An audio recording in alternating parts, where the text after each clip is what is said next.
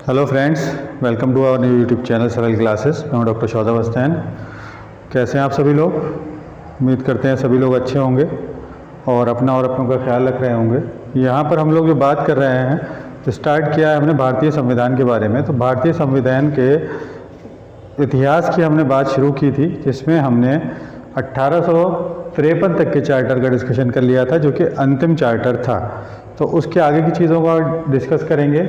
बाकी सारी चीज़ें में कोई कन्फ्यूज़न रहा हो तो कमेंट बॉक्स में कमेंट करके पूछ लीजिएगा। कोई सवाल हो आपका तो, या कुछ समझ में ना आया हो, तब भी आप कमेंट बॉक्स में कमेंट कर सकते हैं। नेक्स्ट वीडियो में उसको क्लियर करने की कोशिश करेंगे, ठीक है।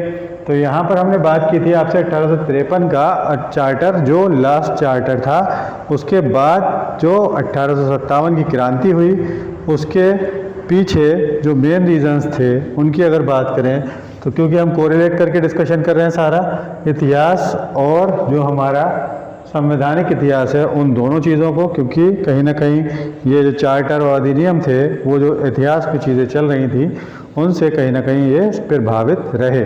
और जब उनको क्लियर कर लेते हैं तो आप इनको भी आसानी से समझ सकेंगे। तो भारत सरकार अधिनियम 1858 कब आया? जब 1857 की क्रांति के बाद पूरी तरीके से ब्रिटिश क्राउन के अंडर में सरकार चली गई, सारा शासन जो है सीधा ब्रिटिश क्राउन के हाथ में चला जाता है, तभी 1858 का अधिनियम आता है। और उससे पहले अगर 1856 की बात करें तो 1856-53 वाले में हमने देखा था काफ़ी सारी चीज़ें ठीक ठाक भी वहाँ पर डिस्कस हुई थी, जिसमें ख़ास तौर से विश्वविद्यालयों के निर्माण की बात कही गई थी और ट्रेन का आवागमन शुरू हो गया था। भले ही उन्होंने अपने सामान के लिए किया था, लेकिन उससे भारतीयों को भी काफ़ी फ़ायदा मिला और इंग्लिश के स्कूल्स वगैरह का निर्माण शुरू हो चुका था। तो वो सारी चीज़ें कहीं ना कहीं जो मिडिल क्लास थे उनको काफ़ी ठीक लग रही थी। तो इसके अलावा फिर क्या वजह रही कि 1856 में इतनी सारी चीज़ें होने के बावजूद भी 1857 में रिवॉल्ट हुआ? तो उसमें जो मुख्य वजह सामने आती है अगर देखें तो, सबसे पहला था अवध का विलय। अवध का विलय 1856, अवध के नवाबों का जो सिस्टम था उसमें जनता में उनकी ठीक ठाक पैठ थी, और वहाँ पर जो अवध का विलय होता है तो जो इंग्लिश सेना में, जो अंग्रेज़ी सेना में सैनिक थे, उनमें मैक्सिमम संख्या अवध के सैनिकों की ही थी। तो इस वजह से वो सारे के सारे सैनिक उसमें नाराज़ रहे और मौका पाकर रिवॉल्ट में फिर वो शामिल हो गए थे। नेक्स्ट था बंगाल विधान परिषद में हिंदू पुनर्विवाह अधिनियम पारित होना। अब ये अधिनियम पारित होने से भी जो हार्डलाइनर हिंदूज थे वो अभी भी फिर सरकार के खिलाफ रहे, ब्रिटिश सरकार के, क्योंकि इसमें उनकी लगता था कि उनकी जो रीति रिवाज हैं, जैसे सती प्रथा के अंत में बड़ी दुश्वारियाँ इसीलिए आती थी कि काफ़ी झगड़े हुए उसमें कि सती प्रथा का अंत नहीं होना चाहिए।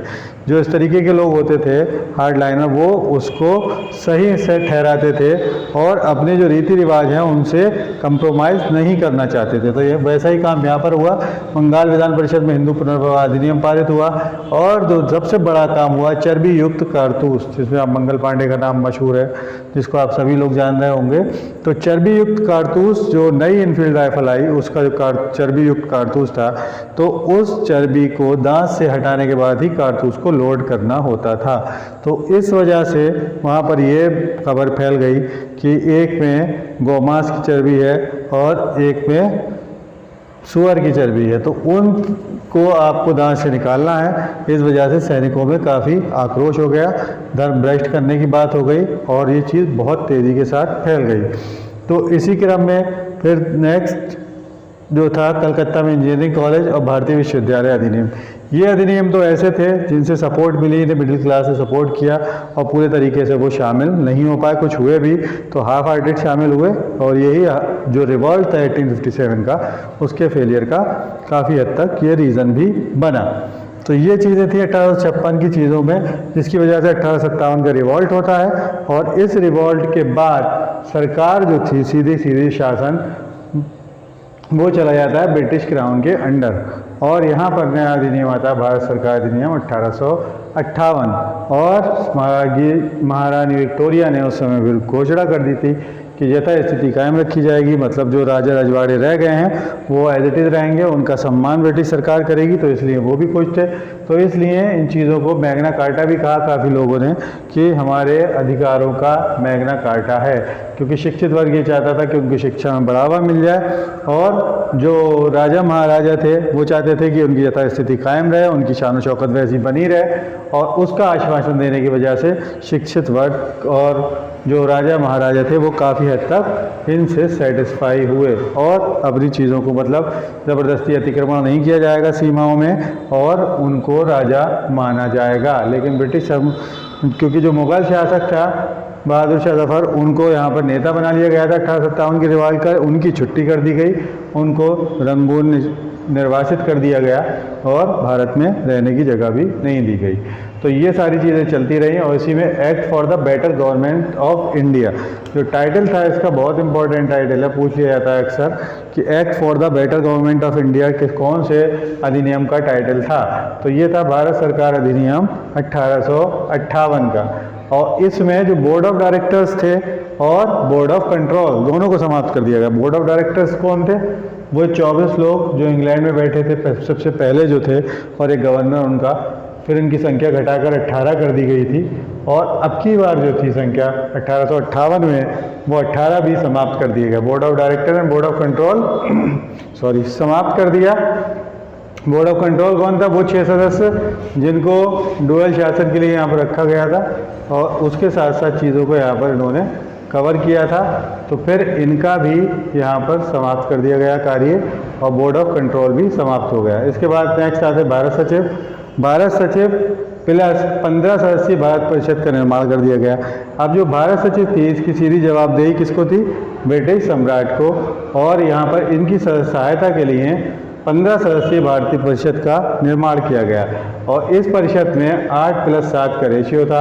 8 ब्रिटिश शासन के होते थे और 7 कंपनी की तरफ से नियुक्त किए जाते थे। लेकिन इनके लिए कंडीशन लगा रखी थी, इन्हों को भारत में कार्य करने का एक्सपीरियंस रहा हो। नेक्स्ट पे शिक्षित वर्ग ने अपने अधिकारों को मैग्ना कार्टा का, ये तो बात हमने कर ही ली। और गवर्नर जनरल को एक और उपाधि यहाँ पर दे दी गई, वायसराय। अब यहाँ पर ये ध्यान रखिएगा, अक्सर हम लोग समझते हैं कि सिर्फ वायसराय ही कहा गया है इसके बाद गवर्नर जनरल को। नहीं, ऐसा नहीं है। जबकि वायसराय जो थी गवर्नर जनरल की एड ऑन उपाधि थी, अब गवर्नर जनरल भी कहा जाएगा और वायसराय भी कहा जाएगा। तो कई जगह पर आपको मिलेगा कि गवर्नर जनरल की परिषद, तो इसमें कंफ्यूज होने की ज़रूरत नहीं है, जो गवर्नर जनरल है वही वायसराय है। ठीक है, तो भारत परिषद अधिनियम 1861 नेक्स्ट आता है। भारत परिषद अधिनियम 1861।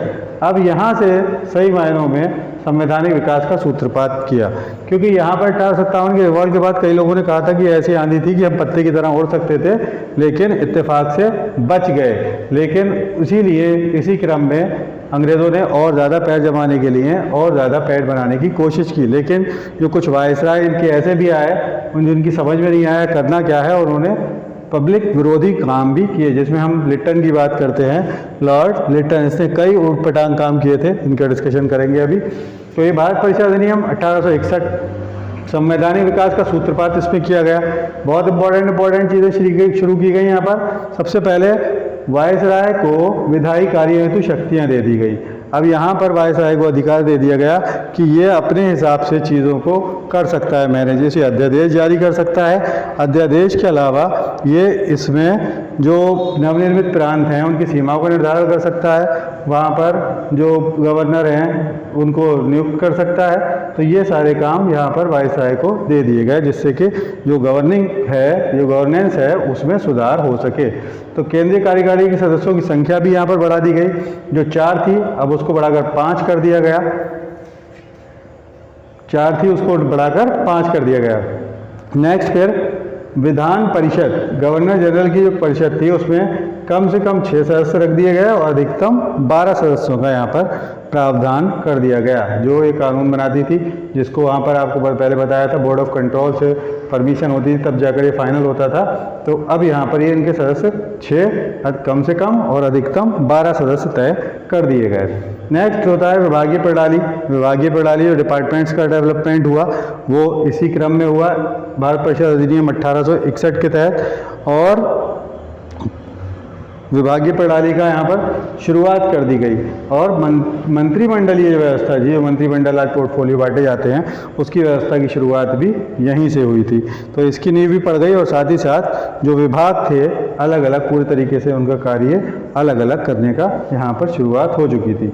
नेक्स्ट, अध्यादेश जारी करने की शक्ति और मद्रास एवं मुंबई की सरकार को भी यहाँ पर व्यवस्थापिका का अधिकार दे दिया गया कि वो भी वहाँ पर मैनेज कर सकते हैं, ज़रूरत पड़ने पर कानून बना सकते हैं। तो ये सारे काम मद्रास एवं मुंबई की सरकार को भी दे दिए गए। नेक्स्ट, गवर्नर जनरल की परिषद सप्ताह में एक बार बैठक करती थी। ये इंपॉर्टेंट, ये समझ सकते हैं आपसे चीज़ों को कितने सुधारने की कोशिश चल रही थी। यहाँ पर गवर्नर जनरल की परिषद सप्ताह में एक बार बैठक करती थी और चीज़ों को समझने का और सुधार करने का प्रयास यहाँ पर किया जाता था। तो ये सारी चीज़ें यहाँ पर 58 और 61 में आपको दिखाई देती हैं। ठीक है, 58-61 की ये सारी चीज़ें दिखाई देने के बावजूद भी नया काम फिर 73 में हुआ। यहाँ पर 1873 के अधिनियम में क्या कह दिया गया, सीधा कंपनी को कभी भी भंग किया जा सकता है। और इसी क्रम को आगे बढ़ाते हुए 1 जनवरी 1884 को ईस्ट इंडिया कंपनी थी उसको भंग कर दिया गया। ईस्ट इंडिया कंपनी को भंग कर दिया गया। अब इधर देखिए क्या चल रहा था मामला। 74 में बिहार में दुर्भिक्ष था। दुर्भिक्ष मतलब अकाल पड़ा हुआ था, काफ़ी सारी मौतें हो रही थी। और उधर दूसरी तरफ लॉर्ड लिटन आ जाता है 76 से 80 के टाइम के बीच में, और लॉर्ड लिटन यहाँ पर दिल्ली दरबार सजाता है और शाही उपाधि अधिनियम 1876 पारित किया जाता है, जिसका बहुत बड़े तौर पर विरोध किया गया। और जो विरोध किया गया, ऐसे जो पेपर्स थे जिन्होंने विरोध किया, पत्रों ने विरोध किया, उनको वर्नाकुलर प्रेस एक्ट लाकर बंद कर लिया गया। उनका जो सामान होता था प्रिंटिंग का वो सारा भी जब्त कर लिया गया।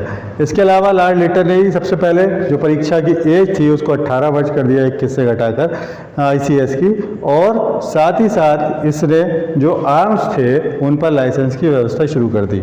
बगैर लाइसेंस के आप तलवार और ये बंदूक वगैरह नहीं रख सकते थे। वो सारी शुरुआतें यहीं से हुई, जिससे यहाँ पर चीज़ों को और मुश्किल का सामना पब्लिक को करना पड़ा। ठीक है, तो लॉर्ड लिटन का टाइम पीरियड 76 से 80 और इधर शाही उपाधि अधिनियम 1876 में पारित किया गया और 77 में दिल्ली दरबार सजाया गया। 18 अप्रैल 1876 को महारानी विक्टोरिया को भारत की सम्राज्ञी घोषित कर दिया गया और केंद्रीय कार्यकारिणी में 6ठा सदस्य भी ऐड कर दिया गया जो लोक निर्माण विभाग का कार्य देखेगा। तो इस तरीके से जो 5वां सदस्य यहाँ पर इंक्लूड किया गया था उसको विधिवेत्ता होना अनिवार्य किया गया था। 6ठे सदस्य को फिर लोक निर्माण विभाग के कार्य को सौंपने का प्रयास यहाँ पर किया गया। तो ये हो गया आपका 76 तक का मामला। 76 के बाद आप अगर चीज़ें देखें तो एक इम्पॉर्टेंट पॉइंट है वैसे 1893 का, जिसमें एनी बेसेंट का भारत आगमन है, और उससे इम्पॉर्टेंट 1869 का। इसको आप कोरिलेट करके याद रख सकते हैं। क्या है इसमें 1869 में सबसे इम्पोर्टेंट चीज़ जो सोए नहर बनी थी उसका उद्घाटन हुआ 1869 में 1869 में, और दूसरा गांधी जी का जन्मदिन भी इसी ईयर है। तो दोनों कोरिलेट होकर आपको आसानी से याद रह सकते हैं। और 96 में क्या हुआ, बम्बई में प्लेग एक तो मौतों का कारण तो था ही, लेकिन इसी प्लेग की वजह से सबसे पहली चापेकर बंधुओं द्वारा जो सेंडेंस की हत्या की गई वो क्या था, प्लेग अधिकारी, और प्लेग की जांच के नाम पर उसने काफ़ी सारे बलात्कार वगैरह के केसेस किए थे। तो ये अंग्रेज़ अधिकारी घरों में जांच के बहाने औरतों को परेशान कर रहे थे, उसी से तंग आकर फिर इनकी हत्या कर दी गई थी। तो ये सारी चीज़ें यहाँ पर चलती रही। एक तरीके से ये अधिनियम में कुछ ना कुछ सुधार भी करने की कोशिश करते रहे, फिर यहाँ पर ये भी कर दिया। तो मिक्सअप था, नीतियाँ तय नहीं थी, क्लियर नहीं था करना क्या है, सपोर्ट करनी है या फिर लूटपाट करनी है। तो दोनों काम करने के चक्कर में पहिया इनका डगमगा रहा था। तो भारतीय परिषद अधिनियम 1892, अब यहाँ पर फिर सुधार की बात करने लगे। केंद्रीय विधान परिषद सदस्य 10 मिनिमम कर दिए, 16 मैक्सिमम कर दिए, और वहीं जो स्टेट्स थे जिसमें बम्बई, मद्रास, बंगाल खासतौर से प्रेसिडेंसी वाले इनके, उसमें मिनिमम 8 सदस्य कर दिए और मैक्सिमम 20 कर दिए। ठीक है, और मोस्ट इंपॉर्टेंट थिंग यहाँ 1892 में शुरू की निर्वाचन पद्धति का आरंभ कर दिया। निर्वाचन पद्धति का आरंभ कर दिया, और निर्वाचन पद्धति के आरंभ के अलावा परिषद के अधिकारों में भी वृद्धि कर दी गई। परिषद के अधिकारों में वृद्धि कर दी गई। तो भारतीय सदस्यों को बजट पर बहस करना, सर ये बहुत इंपॉर्टेंट है, बहुत बार पूछा जाता है। बहस करना और प्रश्न पूछना, ये पूछा जाता है भारतीय सदस्यों को परिषद में बहस करने और प्रश्न करने की परमिशन कब मिली? तो ये मिली 1892 में, बहस और 92, ये 92, इसको याद रख सकते हैं ऐसे आप आराम से। तो बहस 92 में मिल गई परमिशन, लेकिन जो वोट देने का अधिकार था वो 92 में नहीं मिला था, वो आगे हम डिस्कस करेंगे 1909 वाले केस में। पार्लियामेंट सुधार जो 1909 का है उसमें बात करेंगे इसकी डिटेल में, उसकी नेक्स्ट वीडियो में बात करेंगे। आज जो बात करी है हमने की है वो 1857 से लेकर 1900 तक समझ लीजिए। और 1900 में जो गवर्नर बने वो थे कर्जन साहब, जिन्होंने बंगाल विभाजन किया था। तो उनकी चीज़ों को हम यहाँ पर डिस्कस करेंगे नेक्स्ट वीडियो में। तो ये क्लियर हुआ आपको? कोई कन्फ्यूज़न है तो बताइए, एक बार फटाफट चाहें तो रिवाइज कर सकते हैं। भारत सरकार अधिनियम 1858 से हमने शुरू किया, उसमें 56 में आपको रीज़न भी बताया किस तरीके से यहाँ पर अवध का विलय कर लिया, बंगाल विधान परिषद में हिंदू पुनर्विवाह अधिनियम पारित कर दिया, चर्बी युक्त कारतूस, ये सारे रीज़न बने किसके? रिवॉल्ट के 1857 के। और रिवॉल्ट को रोकने में भी मिडिल क्लास ने और जो शिक्षित वर्ग थे उन्होंने सपोर्ट कर दिया। किस वजह से? कलकत्ता इंजीनियरिंग कॉलेज, भारतीय विश्वविद्यालय अधिनियम पढ़ने को मिल रहा है और एजुकेशन मिल रही है, इसी क्रम में कि उन्हें लगा कि हमारा भविष्य यहाँ पर सेव हो सकता है, क्योंकि इससे पहले इन्होंने जो भर्ती प्रक्रिया थी उसको बदल ही दिया था, प्रतियोगी परीक्षाओं के आधार पर कर दी थी। इसीलिए पढ़ने लिखने वालों को ये अपना फ्यूचर सिक्योर लग रहा था। 1874 का बिहार दुर्भिक्ष इधर हुआ और इधर 77 में शाही उपाधि अधिनियम दिया जा रहा है कि ये सम्राज्ञी घोषित की जा रही हैं। ठीक है, तो भारत परिषद अधिनियम 1892 बहुत इंपॉर्टेंट है, बहुत ज़्यादा सवाल इससे पूछे जाते हैं, बहुत बार यही सवाल पूछा गया, निर्वाचन पद्धति वाला भी और परिषद के अधिकारों में वृद्धि और भारतीय सदस्यों के बजट पर बहस वाला सवाल तो हर बार लगभग जब ऑब्जेक्टिव होता था मेंस तो हर बार ही आपको उसके पेपर में मिलता था, और अब भी अक्सर ये आपको देखने को मिल जाएगा। तो बहस करने का अधिकार और प्रश्न पूछने का अधिकार 92 में मिला, और अनुपूरक प्रश्न और मत देने का अधिकार 1909 में आगे डिस्कस करेंगे नेक्स्ट वीडियो में। तो क्लियर हो गया? 1873 में ये तय कर दिया था कंपनी को कभी भी भंग किया जा सकता है। कोई डाउट किसी तरीके का हो तो बता दीजिए, कोई समस्या हो तो कमेंट करके पूछ लीजिएगा। बाकी यहाँ तक की चीज़ें हमने कोरिलेट करके डिस्कस की, इसको पढ़ते ज़रूर रहिएगा, बार बार रिवीजन बहुत मस्त है, तभी आप इसको अच्छे से याद रख पाएंगे। वैसे कोरिलेशन में कोई प्रॉब्लम नहीं होगी। ठीक है, चलिए फिर कोई भी कन्फ्यूज़न हो तो कमेंट